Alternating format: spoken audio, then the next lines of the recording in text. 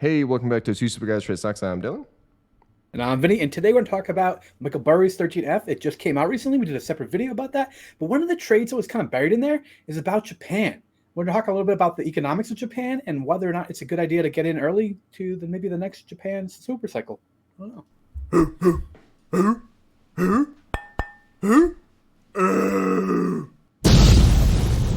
Two Stupid Guys Trade Stocks. So our main man, Michael Burry here, recently released his 13F filing. And on the second page of Whale Wisdom, there's all these trades here, okay? These are all positions that he's developed in the last quarter, all brand new positions, relatively small overall, all of this amounting to like a few $1,000,000 on his portfolio, which is, a few $100 million. So this is just a little taste, but all these are Japan ETFs. And so it's just an interesting trade because, you're looking at something that's broad-based, not investing in specific companies, and he's investing in it, just kind of a little taster as in like maybe a potential trade, or position that he's starting to build out. It's kind of cool. There's in economic circles, there's some funny things about Japan's economy that are very unique, where they talk about how there's like, developing economies, developed economies, then there's Argentina and Japan. Like they literally have their own categories in terms of how they function. Why? Um, yeah, so we're going to talk a little bit about that. They have some Okay. unique population dynamics, and another thing that kind of comes to mind there's this historical book where they talk about kind of China and Japan and their relationship, and it said, the Japanese are just like everyone else, just more so. Got it. Not They take cryptic everything at to a all. different level. So This is a he's, startling graph, just to be clear, right? he's betting on Japan's economy shooting upward, like economic Yes, expansion. Okay. exactly. Like I said, it's a small position, so it's hard to know if he's really committed to this long term, but it's worth diving into a little bit. This is from Google. This is of the Nikkei 225, which is like the major index of Japan. This is an all-time graph. It's All right, all you're time. going back to 1991. It is up 30% since 1991. I can already tell you I'm not interested in this trade. Interesting, interesting. All right, No, well, this could take years. I mean, it he's could. he's a shorter term person. So He the is indeed a 30% short-term person, in 30 but years? we've also had another kind of super investor talk about a little bit too. I put a couple slides about that at the end of this. But what can happen sometimes is you can have this long period of underperformance where the economy itself is kind of in this case it's stagnating a little bit, but the companies are continuing to improve, but they're not being rewarded with these large and larger multiples, as in you have multiple contraction. You go through this period where the valuations are getting lower and lower over time. Okay, I want to take back my comment because I'm just picturing Apple's graph from like 2011 to 2017 or something around there, and it does not go Yeah. up that much, and they're just straight up. Or SPY. Yeah, this is SPY around the same time period. This started in 1993, according to this Yeah. chart here, Okay. but up 893% over the time that the other one was up 30%, the Nikkei 225. And the economy has kind of followed trend here. So this is the gross domestic product for Japan, and if you notice, it just hits this like $5 trillion mark, and it just starts to circulate back and forth here without it making any real progress, as opposed to these other economies that are more rapidly kind of catching up here a little bit. Japan still is, though, the third largest economy in the world. That's I think the slide after this. Major news though this week about them. So this position was disclosed right around the time that this came out. So he held these before this. Japan's gross domestic product grew 6% on an annualized pace from the most recent quarter. Yeah, what do you think of six That's percent growth? Is that a oh, good number for an that's economy? disgusting number for one quarter. That's seems So hard to the one believe. quarter number was 1.5%, but by annualized base would be 6%. Okay. Okay. They only predicted to do like 2.8%. So they doubled basically the estimate for the most recent quarter. Yeah, I mean that's So fantastic. That's a ridiculous number. maybe the tides are starting to turn for the Japanese economy. That's kind of what this trade could be for running.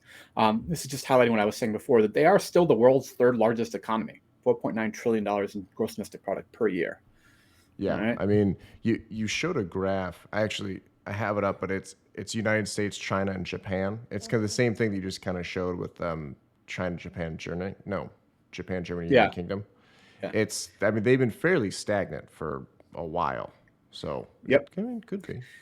I mean, it's potential. It's definitely interesting, and like the other super investor is Buffett, actually. So he's talked a little bit about how, when they closed their TSMC position, he was like, well, he's like, relatively, I feel there's less risk with Japan and we're getting more value for our money by investing in Japan right now. So he started to pivot money towards Japan too, which that's an interesting play. This is We're getting talking about individually how. Yeah, he did individual companies though rather than ETFs. So this is one of the issues that Japan has faced during this entire time period here, and it's only gotten worse, is their unemployment rate is low. Like US during the pandemic was actually still not this low during like the period where they couldn't hire anyone. 2% unemployment. That sounds good, but the problem with that is you cannot recruit people into your company at that point. There are multiple jobs available for every single worker in the workforce if you have 2% unemployment. We've seen the issues with that, our own supply chain disruptions post-pandemic here, right? I can't believe that that's that bad. I feel like there has to be more than.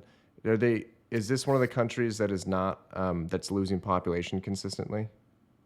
So losing, not per se, but they're changing in their dynamics a lot. I have an age graph in here, actually. I think it would be the next slide. Yeah. Oh, there you So go. Okay. yeah, this is where Japan started 1950s. What they're showing you is what portion of the population is within all these different phases of Yeah. life. Okay. And if you see this based on here, that's a lot of young people, right? That's a lot of Yes. people coming into the workforce, so continue to drive it and continue to purchase things and get jobs and be productive citizens for a long period of time. And as we move forward in time here, you're seeing this kind of base becomes much more narrow because you're having declining birth rates, and you're starting to get the elongation of this because people in Japan live much longer than other people in the world.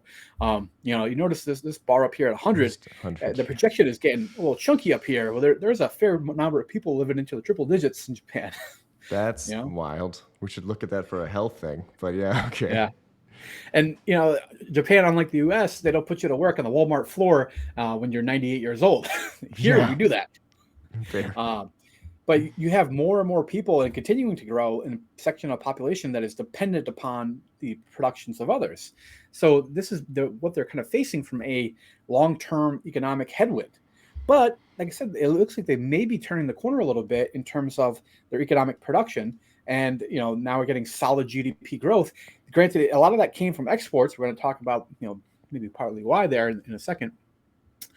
Another thing that's kind of interesting and has been a little bit of a headwind for them is the productivity. You would think that based upon stereotypes, I guess, Japanese would be a particularly industrious group as far as like their production, but they really don't do super well here. They're actually below the OECD average as far as the per hour like production, because the way their culture works, it's more incentivized to work longer hours than it is to truly deliver the product at the end of the day.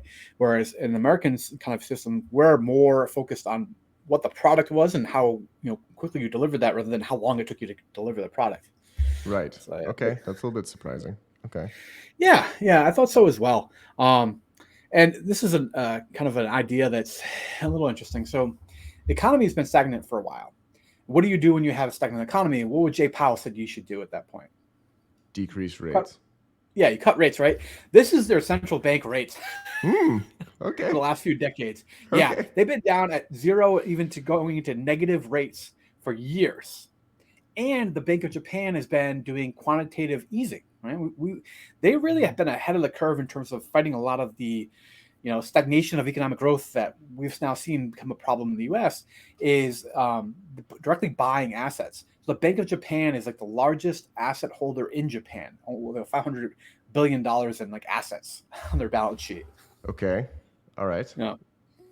I'm kind of surprised that COVID did not cause a problem for them with having decreased rates for that long period of time and printing that much money.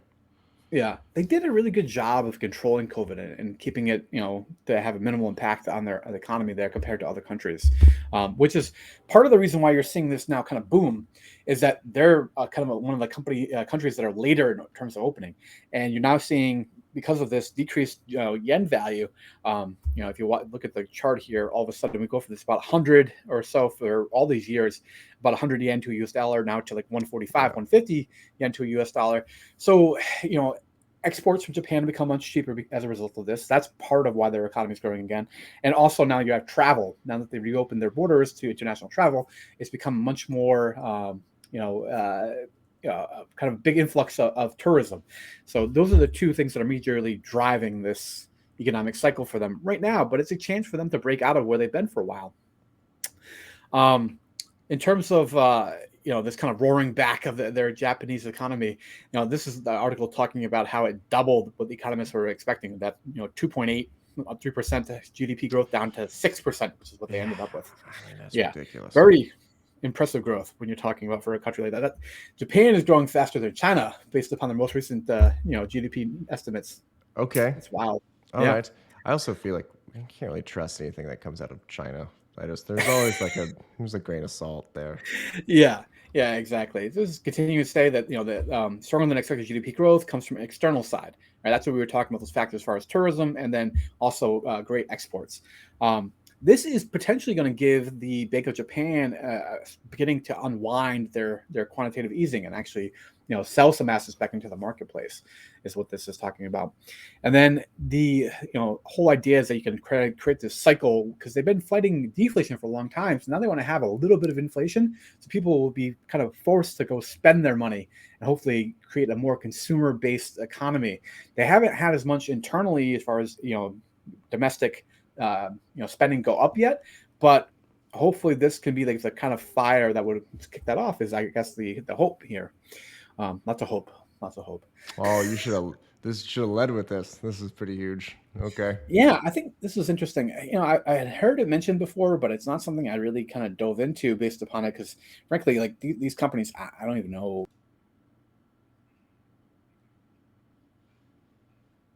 Buffett's been buying up stocks in Japan for a couple of years now, and to the point where it talks about how Japan is his largest area of holdings outside the United States.